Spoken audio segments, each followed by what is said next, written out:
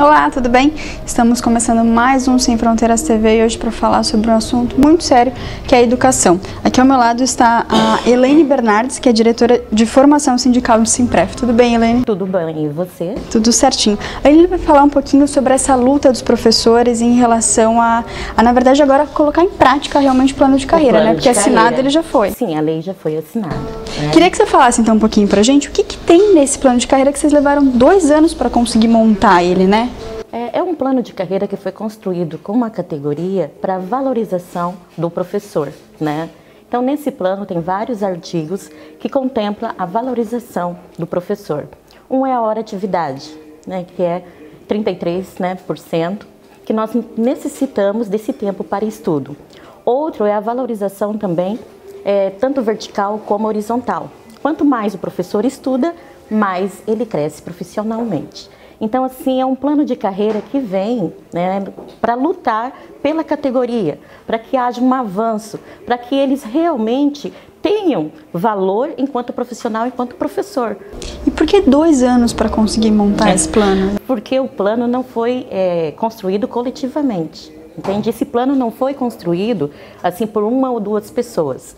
Foi construído pela categoria. Começamos assim, uma formiguinha, né, numa casa, estudando as leis. Depois nós passamos para discussões maiores, né? Fomos envolvendo toda a categoria para que cada artigo, né, com todos os segmentos, tanto da educação infantil como também da educação, né, fundamental, para que eles pudessem, através disso, ter um conhecimento, né, do que seria escrito e que o que estava escrito vinha de acordo com o professor que está com o giz na mão, com o professor de sala de aula.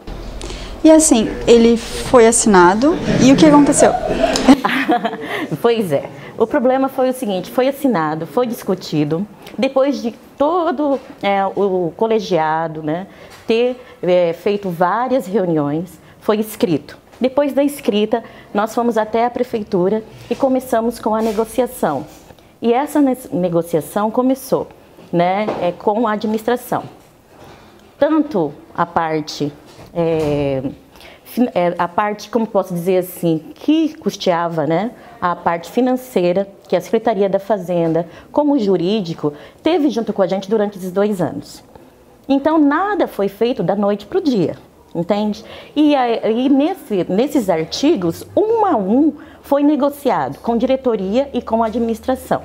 A partir desse momento, foi aprovado na Câmara, que dia 10 de junho, né, o prefeito assinou num ato cívico, num desfile.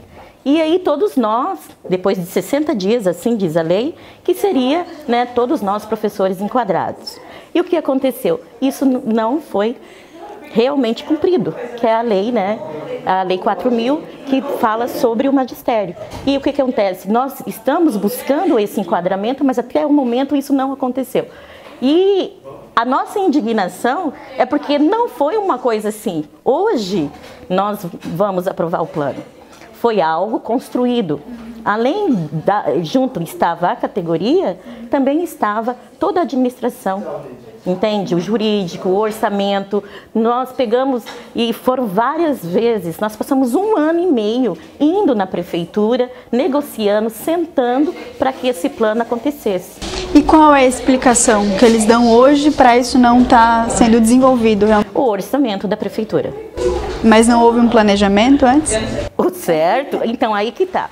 Segundo, né, o administrativo, ele teria tranquilidade para implantar.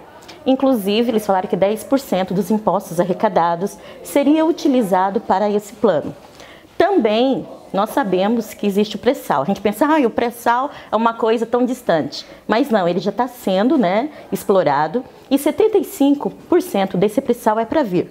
Mas vamos supor, isso já era para estar acontecendo em Foz. Se está demorando, nós temos o orçamento, nós temos o Fundeb, né, que é um dinheiro, né, federal que vem para o cofre da prefeitura. Nós temos 25% que a prefeitura tem que aplicar. Então, nós sabíamos, quando construímos o plano e quando a gente pegou e discutiu, nós tínhamos certeza que esse dinheiro teria em caixa. Por quê? Porque o orçamento estava sabendo. A parte orçamentária da prefeitura estava sabendo. o jurídico estava sabendo, o administrador estava assinando esse plano. Então, se tudo estava em consonância, então o que poderia acontecer? Era a aplicação. Então, agora eles falam o seguinte: não temos dinheiro. Entendi. Complicado, né, Elaine? Mas saindo um pouquinho da questão do plano de carreira em si, eu gostaria de falar um pouquinho sobre IDEB, que foi destaque. Eu queria que você me falasse um pouco sobre isso. Foi uma luta do município? Foi uma luta dos professores? Foi uma luta conjunta? Como é que foi para atingir essas notas? O IDEB é o Índice de Desenvolvimento da Educação Básica. Foi uma luta conjunta, sabe? Creio eu, assim, que Foz do Iguaçu, em 2007, era 4,8 a média, que é uma prova que eles fazem com 5º anos.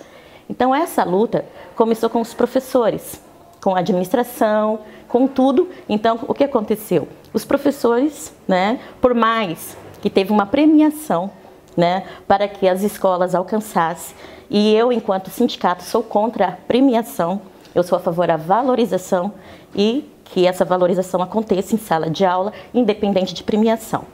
Mas houve uma premiação também. Então, nós em 2007 tinha 4,8.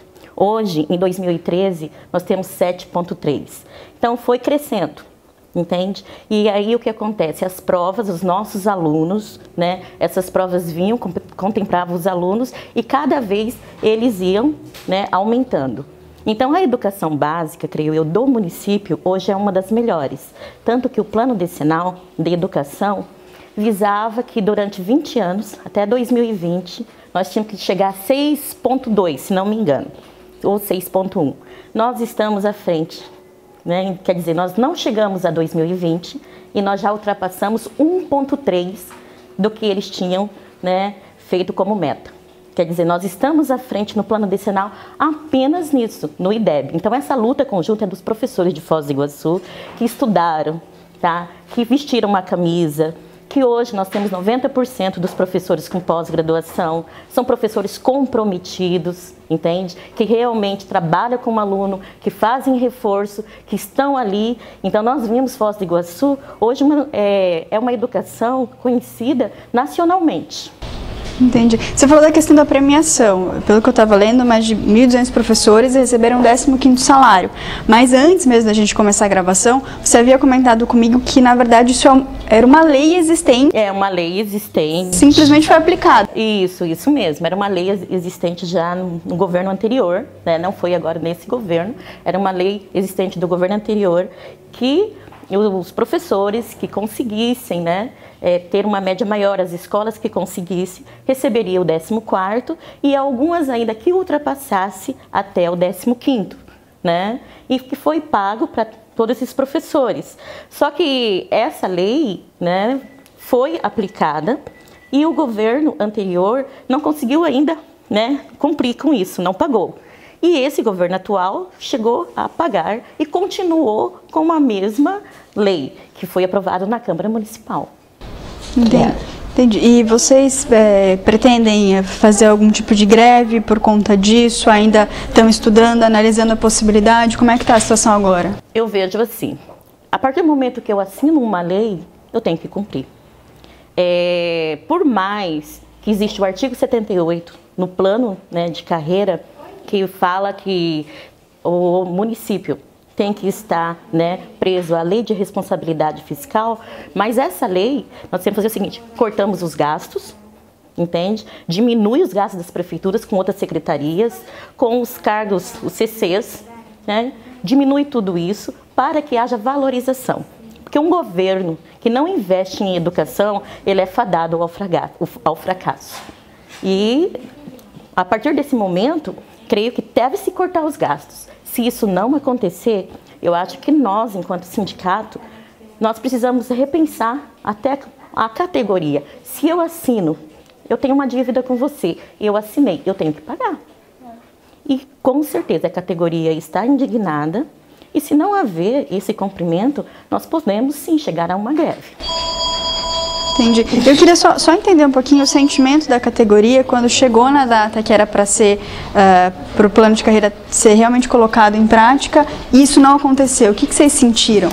Nós sentimos sinceramente enganadas, vou falar bem assim, né, a grosso modo enganadas, porque até então nós fomos lá várias vezes nesses 60 dias. O sindicato, a diretoria do sindicato foi até a administração e eles falavam assim, fiquem tranquilos, a lei vai ser aplicada, 60 dias, por que vocês estão aqui? Fomos lá várias vezes e quando chegou no dia, a gente sabia boatos que não ia acontecer, mas nós não acreditávamos até mesmo. Por quê? Porque a gente ia lá e eles falavam para a gente se tranquilizar. Quando chegou no dia que a gente viu que não tinha acontecido, foi uma indignação, né? Foi uma indignação de toda a categoria. Toda a categoria começou a falar, mas, ué, cadê o cumprido? Cadê a lei? Cadê, né, a nossa valorização? Então, houve uma indignação de toda a categoria. Por isso, começou os vários protestos, né? Que culminou em região, fomos para a rua, fomos para a ponte, né? Depois teve um dia de paralisação e... Inclusive, se isso não acontecer dessa lei, começar o enquadramento, que foi agora o último, né, que nós negociamos, estava em negociação, foi não descontar o dia parado, não perder o abono assiduidade do dia parado também, não ter nenhum prejuízo nem moral e nem financeiro para o professor que paralisou. E também, até dia 22, nós estamos dando essa trégua para que eles respondam, pelo menos comecem o enquadramento. Se esse enquadramento não começar até o dia 22, há uma proposta do sindicato e de toda a categoria, nós vamos fazer uma assembleia e vamos entrar em vigília. Vamos ficar em frente à prefeitura. Entendi. Anteriormente mesmo da gravação, vocês haviam comentado que na verdade, o plano, então, poderia ser aplicado gradativamente, não precisava ser tudo de uma vez. Não, vamos supor, já que os 80 artigos está tão difícil, então que comece. Então, nós entramos em negociação, nós não somos tão radicais, entende? Enquanto profissional, nós sabemos até então que, então, vamos lá. Vamos entrar o primeiro, segundo, terceiro, quarto artigo, vamos enquadrar os professores dentro da tabela, né? Esperamos até maio, outro chamamento, o administrativo chama, nós negociamos, nós sentamos, nós estamos abertos à negociação, desde que cumpra a lei assinada. Entendi. Helene, tem alguma coisa que você queira ressaltar sobre a questão tanto do plano de carreira, da educação de Foz do Iguaçu? A educação de Foz do Iguaçu, hoje, é uma das melhores. Creio que a educação, o professor do Brasil, ele encontra desvalorizado, desmotivado. É o profissional, né, que menos ganha, que tem nível superior. E ser professor, eu acho que a gente vai ter que ser mais racional, porque até então mexeram muito com o emocional do professor. E como ele mexe com o emocional do professor e ele lida com o ser humano, por isso é fácil até mexer com esse emocional, ele não está equilibrado dentro da luta muitas vezes, entende? Não porque não quer, é porque ele tem faculdade, ele tem pós-graduação e não dá para acreditar, né, que nós somos tão desvalorizados. Creio eu que nós, enquanto profissional, né, nós vamos ter que usar bastante a razão, a partir desse momento, equilibrar numa luta digna e não aceitar mais desmandos de políticos. E a nossa luta é uma luta histórica, não é desse governo, do governo anterior ou do outro governo. Nós estávamos construindo um plano decenal, desde 1932 nós vamos lutando. Nós estamos na rua, nós estamos lutando por dignidade. Então, eu creio que a categoria do professor cada dia tem que se unir, porque são profissionais que dão uma camisa. Se hoje você consegue ler um texto, se você consegue, você deve ao teu professor. Então, eu, enquanto sindicato e enquanto pessoa, e enquanto professora, o que eu gostaria de ver, né, em Foz do Iguaçu e no Brasil é realmente uma comunidade e um povo que valorizasse o professor, valorizasse principalmente em todos os sentidos. Porque nós necessitamos dessa valorização. Por quê? Porque nós lidamos com seres humanos. Talvez seja por isso que os meios, o sistema capitalista mexe tanto com o nosso emocional. Porque para o professor, muitas vezes, sair e deixar os alunos é complicado. Ele sempre pensa no humano, porque ele lida com o humano. Mas nós precisamos, principalmente nesse momento, lutar para que nós possamos ter um avanço, né? E é assim que acho que esse outubro, que esse dia do professor deveria ser lembrado como uma luta, né? Principalmente pela educação, pela valorização, por salários dignos, por salas de aulas mais vazias, por um ambiente de trabalho mais democrático. Entendi. Elaine, obrigada pela sua vinda aqui na Revista Sem Fronteiras, na nossa redação, por participar do Papo Sério. E eu realmente desejo que essa valorização aconteça quanto antes. Afinal de contas, acredito que a base de qualquer ser humano seja a educação. Mais uma vez, obrigada, viu? Obrigada a você também. A gente fica por aqui. Até a próxima. Até a próxima.